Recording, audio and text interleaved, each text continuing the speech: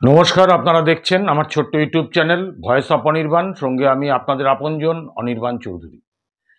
আজ রাত ৮টায় আমি আপনাদের কাছে এলাম একটা সম্পূর্ণ নতুন এপিসোড নিয়ে। এপিসোডের বিষয়বস্তু আপনারা দেখছেন, তাই আমি পুনরাবৃত্তি করছি না। আমি সবটা আপনাদের কাছে আজকে পরিষ্কার করব যে সর্বহারার নেতা বুদ্ধদেব ভট্টাচার্য কত পুঁজি তার ছিল, কত সঞ্চয় তার ছিল এবং সেইগুলো এখনো আছে, কার কাছে আছে, সেই সবটাই আজকের এপিসোডে বলবো। আপনাদের কাছে শুধু অনুরোধ, ভিডিওটা না কেটে অনুগ্রহ করে পুরোটা শুনুন, অনেক কিছু জানতে পারবেন আশা করি। দ্বিতীয়ত হচ্ছে যে ভিডিওটা ভালো লাগলে একটু শেয়ার করবেন, একটু লাইক করবেন, একটু কমেন্ট করবেন। কারণ আপনারা যত কমেন্ট করবেন, যত শেয়ার করবেন, তত বেশি বেশি মানুষের কাছে এই ভিডিও পৌঁছবে, তত বেশি বেশি মানুষ এই অজানা জিনিসটাকে জানতে পারবে। আর সর্বশেষে বলি, যদি এখনো পর্যন্ত কেউ আমার এই চ্যানেলটাকে সাবস্ক্রাইব করে না থাকেন, দয়া করে সাবস্ক্রাইব করলে আমি বাধিত থাকব এবং সাবস্ক্রাইব করে পাশের বেল আইকনটাকে প্রেস করবেন এবং অল অপশানটাকে সিলেক্ট করে রাখবেন। তাহলে আমার সমস্ত ভিডিওর প্রথম আপডেট আপনার কাছেই যাবে। তো যাক, এবারে মূল প্রসঙ্গে আসি। দুবারের মুখ্যমন্ত্রী বুদ্ধদেব ভট্টাচার্য পশ্চিমবাংলার। তো এই মুখ্যমন্ত্রীর তাকে দেখেছি সাদা ধুতি পাঞ্জাবি পরিহিত অবস্থায়, দুধসাদা একটা অ্যাম্বাসেডর। সে একেবারে প্রথম দিন থেকে মৃত্যুর দিন পর্যন্ত, গতকাল যে ওনার প্রয়াণ ঘটল সেই দিন পর্যন্ত নীরব সাক্ষী থাকলো সেই অ্যাম্বাসেডর। অশ্রু সজল নয়নে তাকিয়ে থাকলো তার গাড়ির প্রথম দিন থেকে যিনি চালক ছিলেন, ওসমান। তো আজকে আপনাদের কাছে এই কথাটাই বলবো যে আমার একটা কৌতূহল হয়েছিল যে দুবারের মুখ্যমন্ত্রী, এনার কত পুঁজি, কত সঞ্চয়, সেটা জানবার জন্য আমি গুগলে গিয়ে নির্বাচন কমিশনের ওয়েবসাইট খুলে আমি 2011 সালে বুদ্ধবাবু যেবার পরাজিত হলেন, সেই 2011 সালে যদি উনি নির্বাচনে দাঁড়িয়েছিলেন যাদবপুর কেন্দ্র থেকে, ওনার দেওয়া হলফনামা, ডিক্লারেশনটা আমি ভালো করে দেখলাম। দেখে তো আমার চক্ষু চড়ক গাছ। ওনার নগদ অর্থ হচ্ছে 5,000 টাকা। ওনার নিজের নামে বাড়ি নেই, নিজের নামে গাড়ি নেই, কোনো সেভিংস অ্যাকাউন্ট নেই, ফিক্সড নেই, এলআইসি নেই, গয়নাগাটি পর্যন্ত নেই। যে বাড়িটায় উনি পাম অ্যাভিনিউয়ের 2 কামরা বাড়িটায় থাকতেন, চকলা ওটা দেওয়াল আর স্যাঁতস্যাঁতে মেঝে, সেই বাড়িটা তার স্ত্রীর নামে। তো এহেন বুদ্ধদেব ভট্টাচার্যের এই তো গেল ডিক্লারেশন, কিন্তু আমি সারা রাত ধরে ভেবেছি।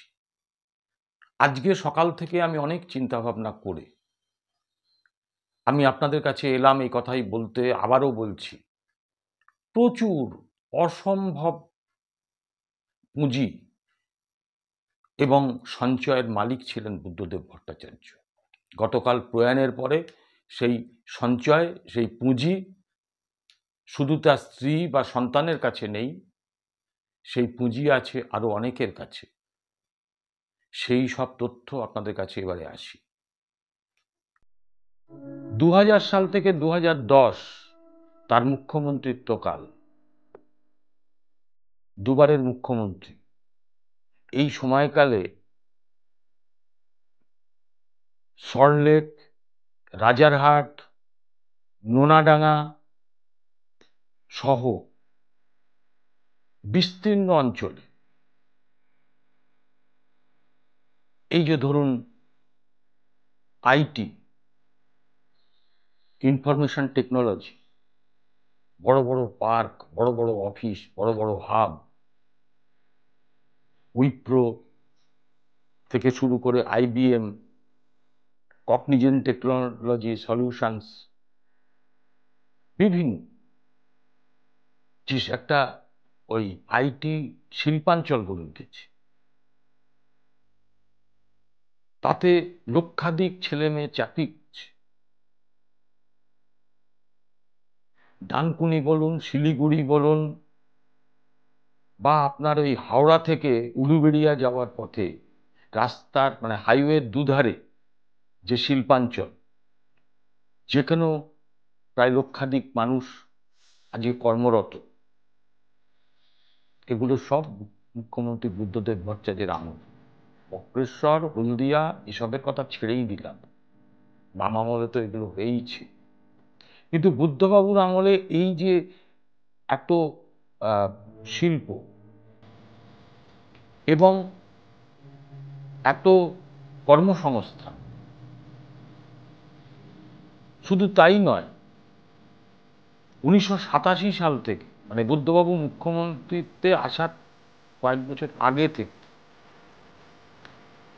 1987 থেকে 2010 সাল পর্যন্ত প্রতি বছর নিয়ম করে এসএসসি হয়েছে। এসএসসি তার মধ্যে দিয়ে রিক্রুটমেন্ট হয়েছে স্বচ্ছ, কারুকে ধর্মতলাকে ধর্নাতলা বানাতে হয়নি, কোর্টে মামলা হয়নি কারোর, বুদ্ধবাবু সহ তার মন্ত্রিসভার কারোর বা তার বান্ধবীদের খাটের তলা থেকে 55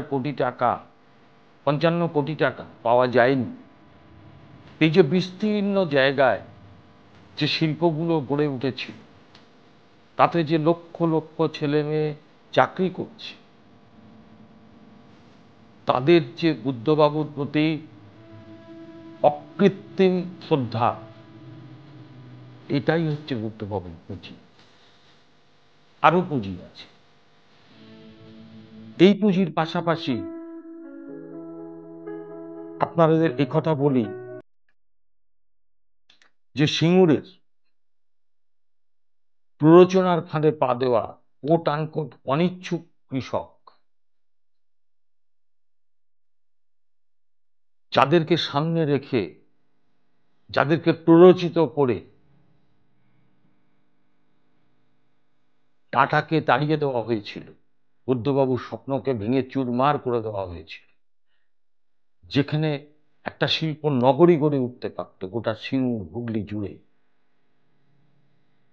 আজকে সেই সমস্ত পরিবারের, সেই সমস্ত অঞ্চলের ছেলেমেয়েরা, কেউ বা উচ্চ ডিগ্রিধারী, কেউ বা সাধারণ মেধাতে উত্তীর্ণ, তারা আজকে চোখের জল ফেলছে। নিজের পরিবার, বাবা মাকে ফেলে ভিন রাজ্যে চাকরি করতে যাচ্ছে। আবার কেউ বা এও দেখেছি যে কলকাতা বা পশ্চিমবঙ্গের বিভিন্ন কলকারখানায়, শিল্পাঞ্চলগুলোতে, ওই বুদ্ধবাবুরই তৈরি করা শিল্পাঞ্চলগুলোতে সিকিউরিটি গার্ডের কাজ করছে। আজকে সেই সমস্ত মানুষগুলোর যে হতাশা, যে বেদনা, তাদের যে ঘৃণা, যে তাদের প্ররোচিত করে, তাদের পরিবারকে প্ররোচিত করে, বুদ্ধবাবুকে কলঙ্কিত করে ওখানকার শিল্পের একটা স্বপ্নকে ধ্বংস করে দেওয়া হয়েছিল, আগামী প্রজন্মগুলোকে ধ্বংস করে দেওয়া হয়েছিল, সেই মানুষগুলো আজকে বুদ্ধবাবুর প্রয়াণের পর চোখের জল ফেলে বলছে, স্যার আপনাকে আবার চাই, আপনি ফিরে আসুন, রাজ্য তার দায়িত্ব নিন। এই ভালোবাসা, প্রতিটা ফোঁটা চোখের জল আজকে বুদ্ধবাবুর অন্যতম পুঁজি, অন্যতম সঞ্চয়। আজকে যে সমস্ত কর্মচারীরা বুদ্ধবাবুর আমলে সীমিত ক্ষমতার মধ্যে দিয়ে বুদ্ধবাবু তাদের কেন্দ্রীয় হারে ডিএটা দেওয়ার চেষ্টা করেছিলেন, তাদের আপনি আজ্ঞে বলে কথাটা বলতেন, তাদের সম্মান দিতেন, আইএস আইপিএস অফিসারদের কখনো নাম ধরে তুই করেননি, সম্মানটা দিতেন। আজকে সেই ডিএ আন্দোলনকারীরা মামলা করছেন, তারা বলছেন, স্যার আমরা ভুল করেছিলাম, আপনাকেই প্রয়োজন। আজকে সেইটাই হচ্ছে বুদ্ধবাবুর পুঁজি, বুদ্ধবাবুর সঞ্চয়। আর যারা বলছেন যে সমস্ত আধিকারিকরা, যে সমস্ত আইএস আইপিএস পদাধিকারীরা, যাদের আজকে তুই তুকারি শুনতে হচ্ছে, নাম ধরে ডাক শুনতে হচ্ছে, যাদেরকে পান থেকে চুন খসলে বদলি হয়ে যেতে হচ্ছে, পানিশমেন্টের মুখে পড়তে হচ্ছে, টেবিলের তলায় লুকোতে হচ্ছে, কারুকে বা আত্মসমর্পণ করতে হচ্ছে, তারা বলছেন স্যার ফিরে আসুন। প্রকাশ্যে বলতে পারছেন না, তারা গোপনে বলছেন, অন্তরকে বলছেন, পরিবারকে বলছেন, প্রিয়জনদের বলছেন। এটাই তো বুদ্ধবাবুর পুঁজি, এটাই তো বুদ্ধবাবুর সঞ্চয়। আর এই পুঁজি, এই সঞ্চয় বুদ্ধবাবু অর্জন করেছিলেন মাত্র 10,000 টাকা মুখ্যমন্ত্রীর বেতন পেয়ে নয়, মানুষের অন্তরে মূল্যহীন যে স্থান সেটা দখল করে। এর থেকে বড় প্রাপ্তি কি? তাই বলছি আপনাদের যে আজকে এই ভিডিওটা যারা দেখছেন, যারা দেখলেন, আরো অন্যদের কাছে শেয়ার করুন। তারা অন্তত পক্ষে আরো বেশি বেশি করে যাতে মানুষের কাছে শেয়ার করে প্রকৃতপক্ষে আজকে সেই মানুষটার অভাবটা বুঝতে পারে। সবশেষে কথাই বলি, পশ্চিমবাংলার সর্বশেষ শিক্ষিত, ভদ্র, সৎ, সংস্কৃতি সম্পন্ন মুখ্যমন্ত্রী ছিলেন কমরেড বুদ্ধদেব ভট্টাচার্য। কমরেড বুদ্ধদেব ভট্টাচার্য, আপনি তারাদের দেশে ভালো থাকুন, লাল সেলাম কমরেড। এই কথা বলে আজকের এপিসোড শেষ করছি। আর একটা